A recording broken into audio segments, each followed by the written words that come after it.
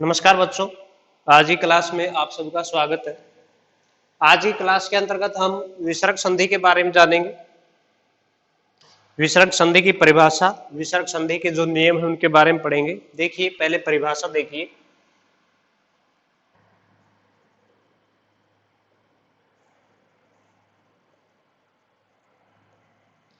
विसर्ग के बाद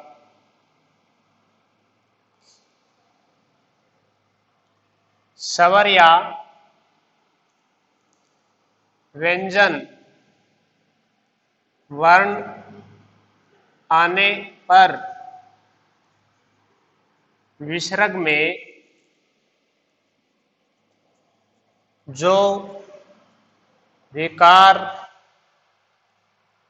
विकार के ब्रैकेट में लिखा हूं परिवर्तन, विसर्ग के बाद स्वर या व्यंजन वर्ण आने पर विसर्ग में जो विकार या परिवर्तन उत्पन्न होता है उस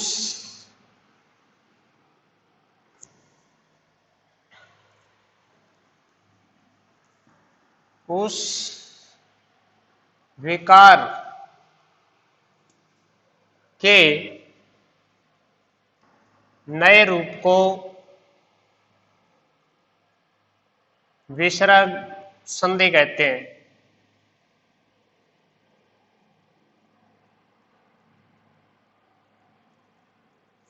देखिए, विसर्ग के बाद स्वर या व्यंजन वर्ण आने पर विसर्ग में जो विकार यानी परिवर्तन उत्पन्न होता है उस विकार के नए रूप को विसर्ग संधि कहते हैं। जैसे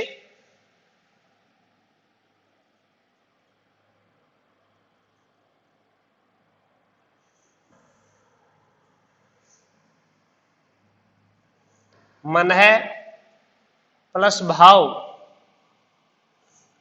क्या बनेगा? मनोभाव। मन है प्लस भाव, मनोभाव।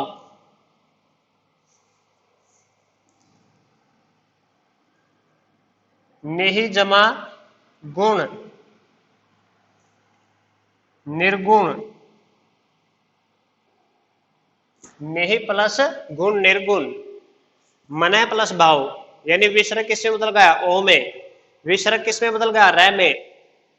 क्योंकि विसर्ग के बाद स्वर या व्यंजन वर्ण आने से जो परिवर्तन या विकार उत्पन्न होता है उसे विसर्ग संधि कहते हैं। तो यहाँ विसर्ग के बाद विसर्ग किसमें बदल गया? ओ में बदल गया। यहाँ विसर्ग किसमें बदल गया? रै में बदल गया। तो मन है प्लस भाव मनोभाव, निहि प्लस गुण निर्गुण। देखिए नंबर 2, विसर्ग संधि के नियम। देखिए पहला नियम, नंबर 1,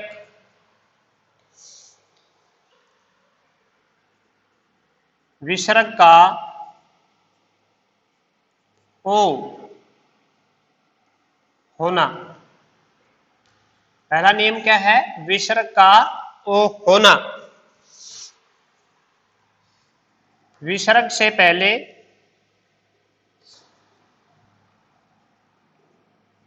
यदि ए अथवा विसर्ग से पहले ए अथवा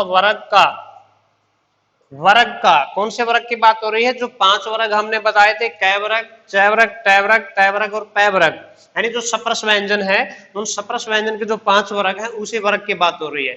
विसर्ग से पहले यदि ए अथवा वर्ग का तीसरा, चौथा व 5वां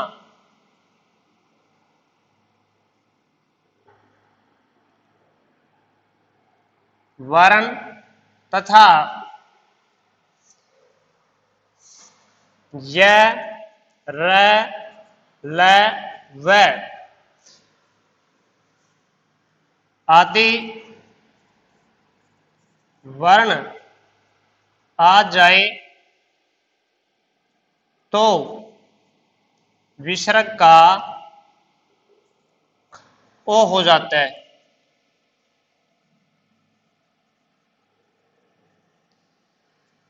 विसर्ग का क्या हो जाता है? ओ हो जाता है। जैसे देखिए क्या परिभाषा थी, विसर्ग से पहले यदि ए अथवा वर्ग का तीसरा चौथा पांचवा वर्ण तथा य र ल व आदि वर्ण आ जाए तो विसर्ग किस में बदल जाएगा, ओ में बदल जाएगा। जैसे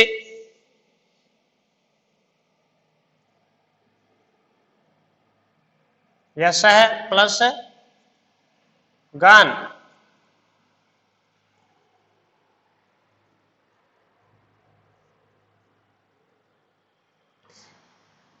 देखिए क्या बनेगा, यशोगान, यशः प्लस गान यशोगान। मनः प्लस, दूसरा उदाहरण देखिए, मनः प्लस अनुकूल, मनः प्लस अनुकूल क्या बनेगा, मनोकूल।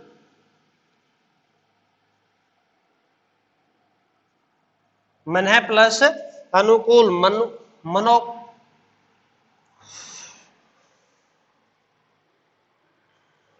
मनोनुकूल,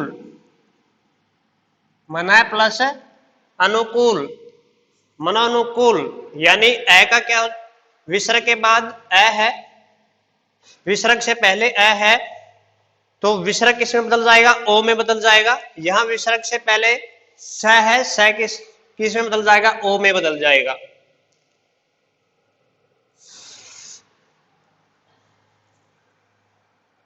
दूसरा नियम देखिए,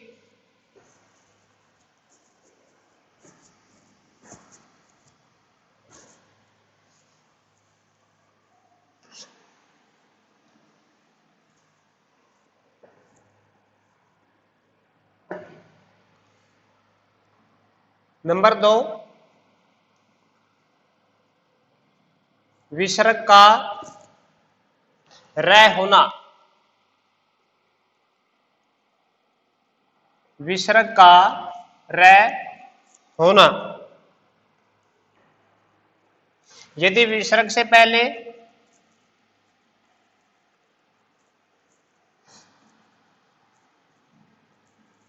ए अथवा आ, ए अथवा आ को छोड़कर, यदि विसर्ग से पहले ए अथवा आ को छोड़कर कोई अन्य स्वर हो, कोई अन्य स्वर हो और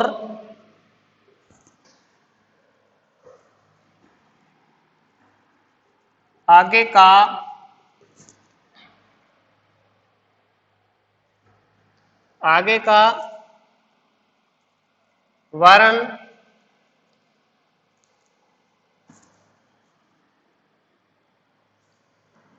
वर्ण तीसरा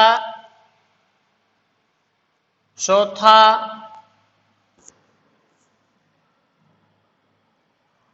व पांचवा अक्षर हो या य र ल व अथवा स्वर हो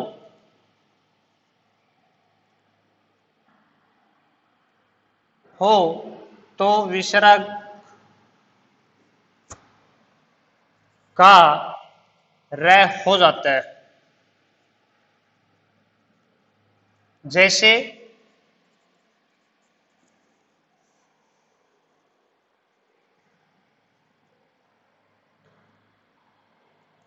नेहि प्लस आशा, नेहि प्लस आशा, विसर्ग से पहले ए आ को छोड़कर भिन्न स्वर मिल रहा है तो क्या बनेगा, निराशा। नेहि प्लस आशा निराशा। नेहि प्लस भय, विसर्ग का राय बनाना है, क्या बनेगा, निर्भय। नेहि प्लस भय निर्भय। एक और देखिए, आसे, आसे ही प्लस वाद, विसर्ग का राय बनाना तो क्या बनेगा, आशीर्वाद। आशी प्लस वाद आशीर्वाद।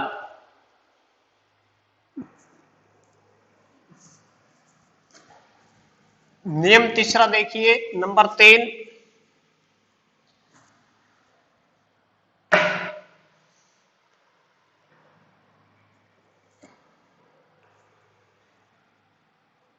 विसर्ग का स हो जाता है। विसर्ग का स हो जाता है। कौन सा स है ये? तालु स। देखिए, विसर्ग का स हो जाता है। विसर्ग से पहले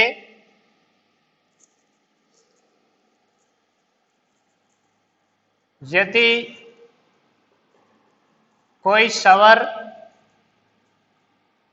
विसर्ग से पहले यदि कोई स्वर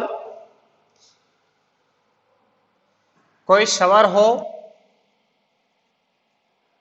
और बाद में च छ हो, च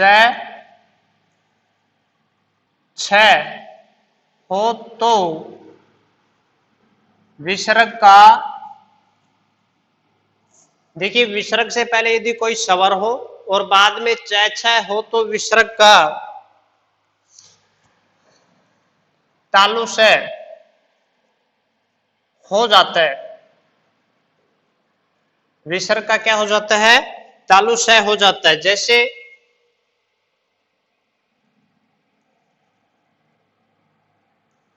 निहि प्लस चल, निहि प्लस चल क्या बनेगा? निश्चल। क्या करना है हमें? विसर्ग का क्या करना है? तालु से। निहि प्लस चल, चल, निश्चल। एक और उदाहरण देखिए, निहि प्लस छल, निश्चल, निश्चल, निहि प्लस छल, निश्चल। नंबर 4,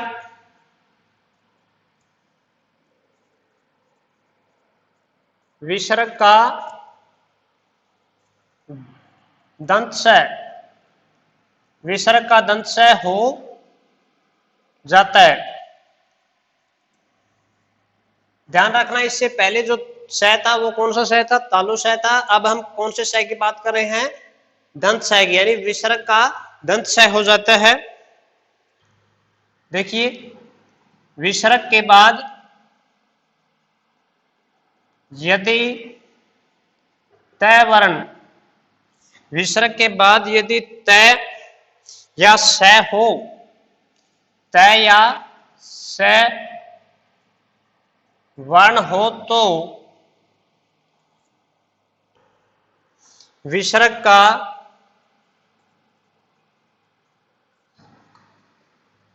दंत स हो जाता है। देखिए, विसर्ग के बाद यदि तय या स वर्ण हो तो विसर्ग का दंत स हो जाता है। विसर्ग का क्या हो जाता है? दंत स। देखिए, जैसे निहि प्लस तेज क्या बनेगा? निस्तेज। विसर्ग का क्या हो गया? दंत स। निहि प्लस तेज, निस्तेज। नमः प्लस ते, नमः प्लस ते, विसर्ग के बाद तय है तो क्या बनेगा? दंत स, नमस्ते।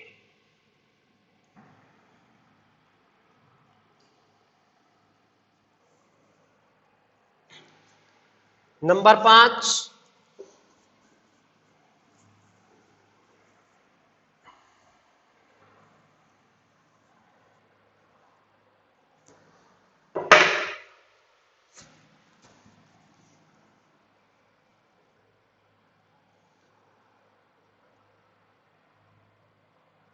विसर्ग का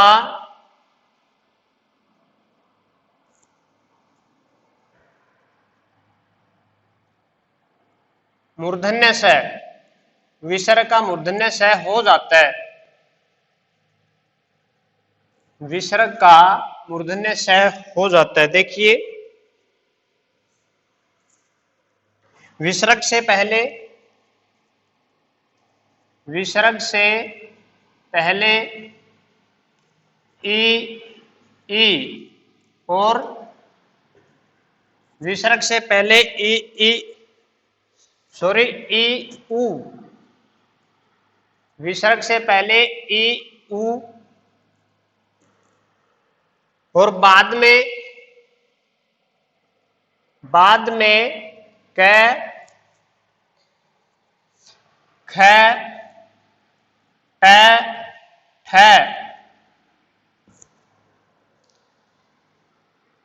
प फ में से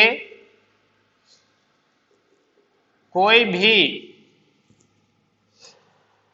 वर्ण हो, में से कोई भी वर्ण हो तो विसर्ग का मूर्धन्य स हो जाता है। विसर्ग का क्या हो जाता है? मूर्धन्य स। जैसे नेही प्लस कलंक, जैसे नेही प्लस कलंक क्या बनेगा? निष्कलंक। विसर्ग का क्या बनाना है? मूर्धन्य स। निहि प्लस कलंक निष्कलंक, निहि प्लस पाप, निहि प्लस पाप क्या बनेगा? निष्पाप। देखिए परिभाषा, विसर्ग से पहले ई ऊ, यहां विसर्ग से पहले ई मिल रहा है तो विसर्ग के बाद क मिल रहा है और विसर्ग के बाद पै मिल रहा है, तो क्या बनेगा? निष्कलंक और निष्पाप। नंबर 6,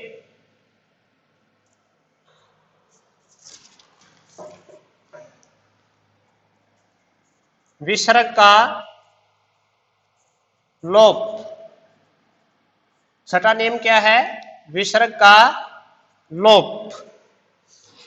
इसी के अंतर्गत कै पाठ देखिए, यदि विसर्ग से पहले, यदि विसर्ग से पहले, यदि विसर्ग से पहले ए आ हो और बाद में कोई भिन्न स्वर हो तो विसर्ग का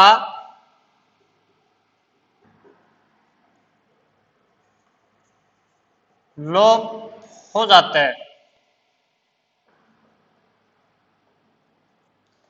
देखिए लोप का मतलब होता है समाप्त होना। कह रहे कि यदि विसर्ग से पहले ए आ हो और बाद में कोई भिन्न स्वर हो तो विसर्ग का क्या हो जाता है? लोप। जैसे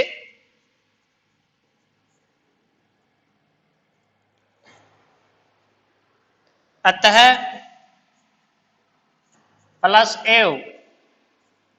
देखिए विसर्ग से पहले क्या मिलना चाहिए? ए आ। विसर्ग से पहले क्या मिल रहा है? ए मिल रहा है और विसर्ग के बाद भिन्न स्वर मिल रहा है, ए आ को छोड़कर भिन्न स्वर मिल रहा है ए, तो क्या होगा? विसर्ग का लोप हो जाएगा अतएव। क्या बनेगा? अतएव। इसी में ख पार्ट है नंबर 6 में।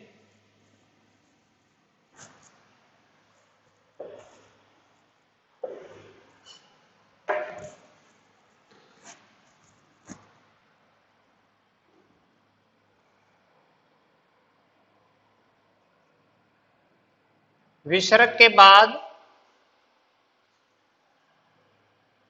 यदि र हो तो, विसर्ग के बाद यदि र हो तो विसर्ग का लोप हो जाता है। विसर्ग के बाद यदि रै हो तो विसर्ग का लोप हो जाता है और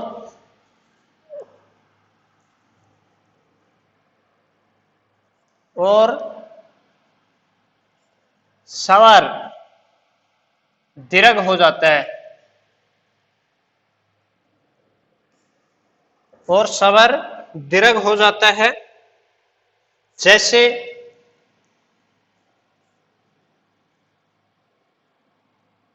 निहि प्लस रोग क्या बनेगा? निरोग। देखिए विसर्ग के बाद यदि रै हो तो विसर्ग के बाद रै मिल रहा है, स्वर दीर्घ हो तो स्वर क्या है यहां? वो दीर्घ है तो क्या हो जाएगा? स्वर दीर्घ हो जाएगा, विसर्ग का लोप हो जाएगा, निरोग। यानी यहां दीर्घ स्वर हो जाएगा और विसर्ग का लोप हो जाएगा। एक और उदाहरण देखिए, निहि प्लस रस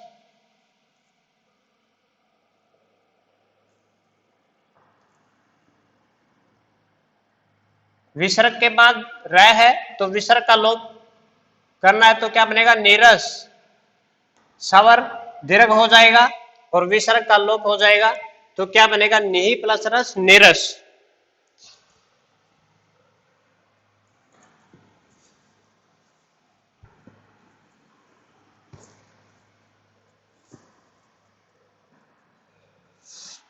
नंबर 7वां नियम है हमारा, विसर्ग यथारूप। विसर्ग यथारूप रहता है। विसर्ग क्या है? यथारूप रहता है।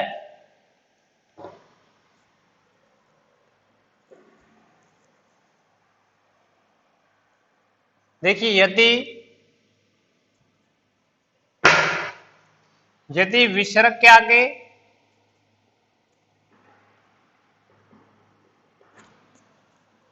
कै पै में से, विसर्ग के आगे कै पै में से विसर्ग के आगे कै पै में से कोई वर्ण हो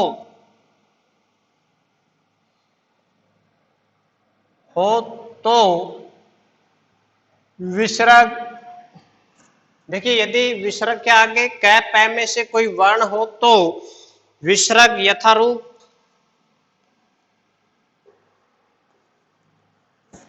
बना रहता है।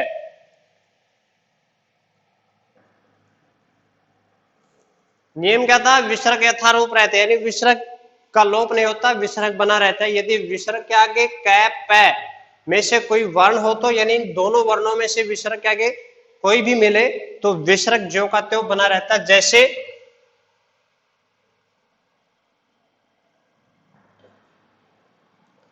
प्रातः प्लस काल,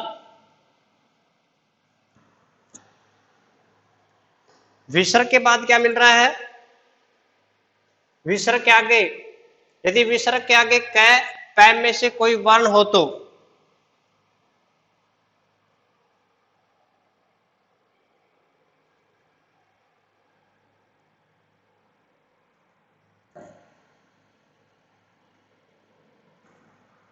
विसर्ग क्या क्या है? कै है तो क्या बनेगा? विसर्ग यथारूप बना रहेगा, प्रातः काल। यदि विसर्ग के आगे कै पै में से, विसर्ग के आगे क्या मिल रहा है? कै, तो विसर्ग यथारूप बना रहता है, यानी विसर्ग ज्यों का त्यों बना रहेगा। तो प्रातः प्लस काल क्या बनेगा? प्रातः काल।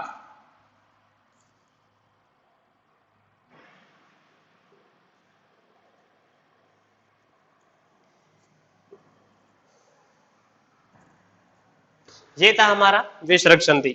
विसर्ग संधि के बारे में हमने जाना, विसर्ग संधि की परिभाषा, विसर्ग संधि के जो नियम थे उनके बारे में जाना। तो आप विसर्ग संधि के बारे में गहनता से अध्ययन करें। उम्मीद है कि आप इसको अच्छे से करेंगे। आज के लिए इतना ही। आप धन्यवाद आप सबका।